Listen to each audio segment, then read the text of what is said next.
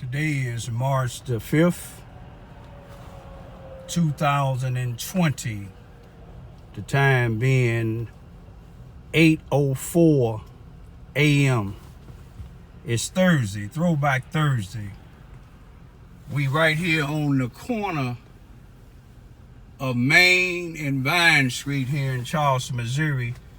Family Dollar Store, 601 South Main Street, store number 9411, where on October the 23rd, 2019, a white worker inside of this same store by the name of Teresa Danielle Carr, C-A-R-R, discriminated against me and another black person while we were standing behind the counter, and we're standing on the side of the counter waiting to be waited on.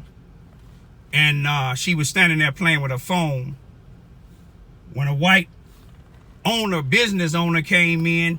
She left us standing there and went back in the back helping him look for a floodlight and never returned. I complained about it. I complained to the den manager there. Some of the other workers, they told me to talk to the district manager because she was going to be there. The district manager was Catherine, or Miss Cat. I told her about it. She said she was going to handle it. Nothing done. On February the 13th, 2020, my 13 and 14-year-old daughters went in this same store to shop like they've been doing since this store been up.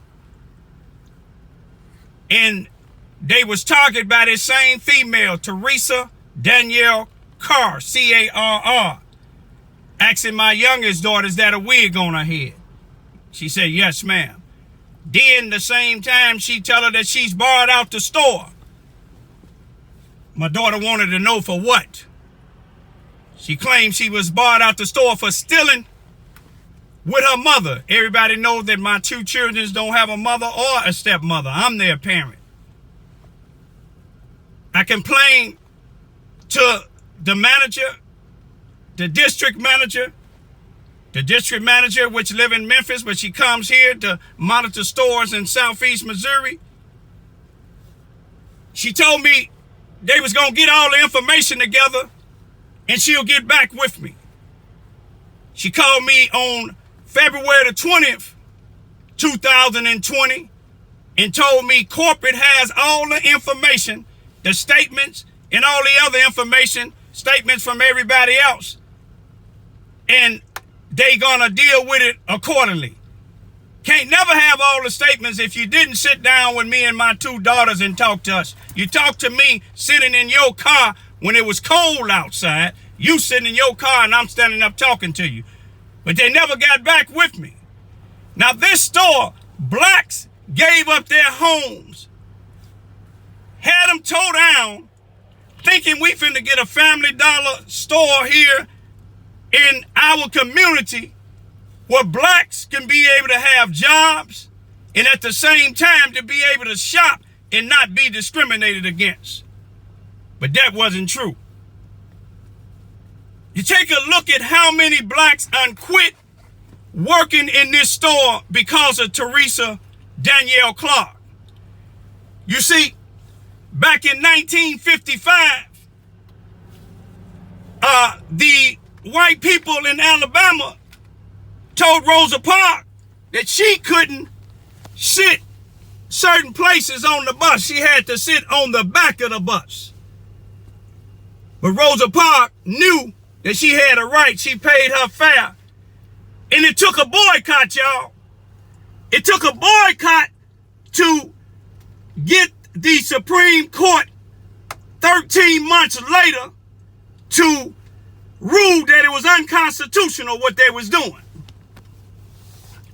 You see, in 1968, Martin Luther King had to go down to Memphis, Tennessee and boycott the sanitation department because they wanted blacks to work in the rain, the garbage truck workers. Making a video right now about this discrimination. Now, I don't want to get you on here. You might have a warrant. No, let me tell you. But I just want to show y'all Just last week, Friday, a black female came in here and seen this same female, Teresa Danielle Carr, C-A-R-R, discriminating against blacks again, and she spoke up. Stop accusing these black children of stealing up in here. But you see, Catherine, or Kat, the district manager that's black, she didn't have her house towed down. They don't believe in having black people that's legitimate working in here. And when they speak up against white people like Teresa Danielle Carr, C-A-R-R, treating them like they second-class citizens, and you complain about it, they don't do nothing about it.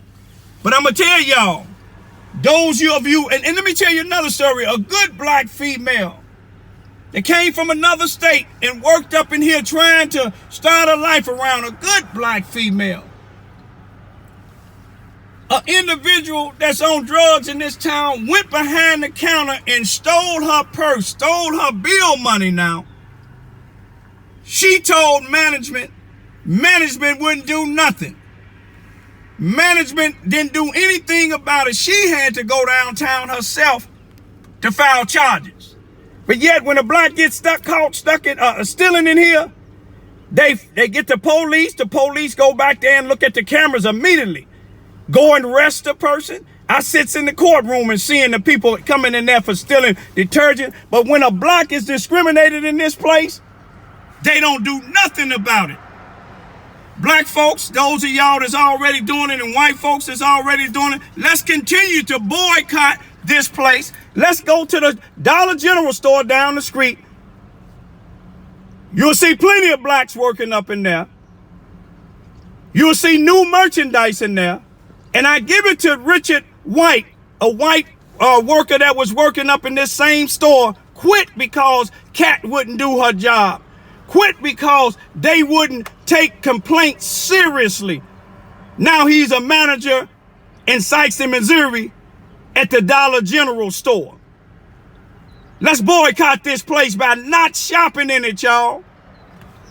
Peace be still.